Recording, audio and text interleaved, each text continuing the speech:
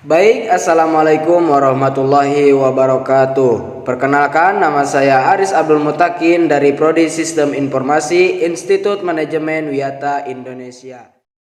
Di sini saya akan memaparkan tentang pengertian paragraf, jenis, ciri, dan fungsi paragraf. Yang pertama yaitu pengertian paragraf. Apa itu paragraf? Paragraf adalah kumpulan kalimat yang biasanya mempunyai satu ide pokok dan cara penulisannya sedikit menjorok ke bagian dalam atau menggunakan garis baru. Nama lain dari paragraf adalah alinea. Paragraf terdiri dari berbagai jenis, mulai dari jenis paragraf berdasarkan isinya, fungsi, dan juga peletakan gagasan utama dari sebuah tulisan.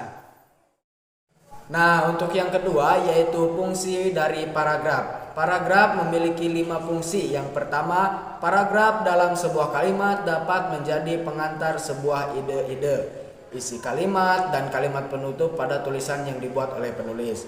Yang kedua, mencurahkan suatu perasaan dan pemikiran penulis dalam sebuah karya atau kalimat dalam bentuk tulisan yang dibuat secara logis dan dapat diterima oleh pembaca. Nah, untuk yang ketiga, paragraf dapat membantu pembaca untuk memahami segala sesuatu mengenai isi dan topik dalam sebuah tulisan. Yang keempat, memudahkan penulis untuk menyusun ide-ide tentang tulisan yang akan dibuatnya.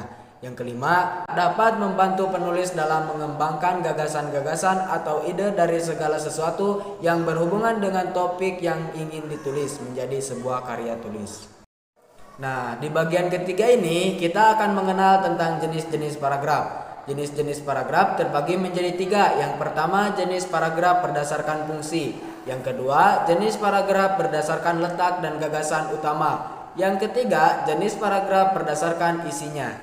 Nah, untuk yang pertama yaitu jenis paragraf berdasarkan fungsi terbagi menjadi 4. Yang pertama, paragraf pembuka. Dalam sebuah karangan, paragraf pembuka umumnya ditulis untuk memancing rasa keingintahuan pembaca terhadap isi artikel secara keseluruhan. Yang kedua yaitu paragraf isi.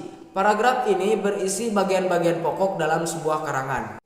Untuk yang ketiga yaitu paragraf penutup. Paragraf ini biasanya berisi kesimpulan, saran, harapan, ringkasan, dan penekanan kembali hal-hal penting yang terdapat dalam setiap karangan. Untuk yang terakhir yaitu paragraf penghubung. Paragraf ini fungsinya adalah untuk menghubungkan antara paragraf satu ke paragraf yang lainnya atau karangan yang satu ke karangan yang lainnya. Untuk jenis paragraf bagian kedua yaitu berdasarkan letak gagasan utama. Terbagi menjadi 4. Yang pertama ada paragraf deduktif.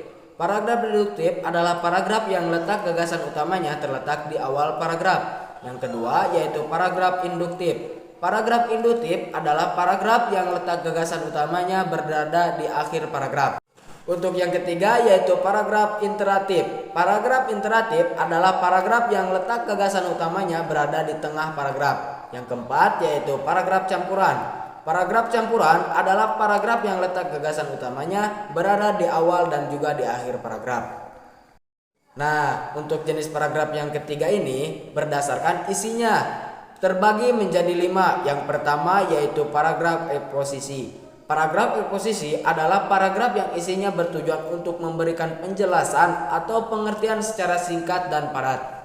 Untuk yang kedua yaitu paragraf deskripsi. Paragraf ini adalah suatu kalimat yang memaparkan isi gambaran pada suatu keadaan atau sebuah peristiwa yang bentuk tulisan, sehingga pembaca seolah-olah dapat melihat, mendengar, dan merasakan serta mengalami peristiwa tersebut. Yang ketiga yaitu paragraf persuasi. Paragraf persuasi adalah paragraf yang dimana isinya dapat mempengaruhi atau membujuk pembaca untuk tertarik dengan gagasan atau ajakan yang dibuat.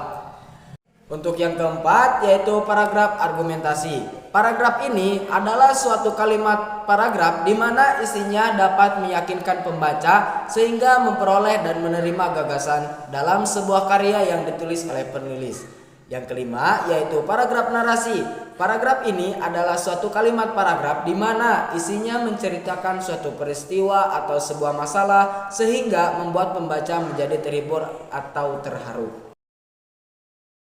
Nah, untuk bagian yang ketiga yaitu ciri-ciri dari paragraf. Yang pertama, pada kalimat pertama atau utama, paragraf harus masuk agak ke dalam dengan beberapa ketukan spasi.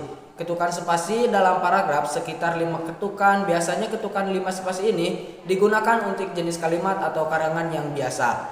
Yang kedua yaitu paragraf biasanya digunakan sebagai pikiran utama dalam sebuah kalimat atau topik yang telah ditentukan oleh penulis. Nah, untuk yang ketiga dari ciri paragraf yaitu kalimat topik dan kalimat pengembang dalam paragraf memiliki fungsi dalam penulisan di mana fungsi tersebut dapat menjelaskan atau menerangkan pikiran utama dari penulis dalam menuliskan sebuah karya atau karangan dalam sebuah kalimat topik. Nah, untuk ciri terakhir dari paragraf, pada poin keempat paragraf juga memakai sebuah kalimat penjelas dalam tulisan di mana kalimat penjelas tersebut berisikan tentang kedetailan dalam kalimat topik. Paragraf memang bukan kumpulan dari kalimat topik, tetapi paragraf di sini berisi berbagai kalimat penjelas dan hanya satu kalimat topik.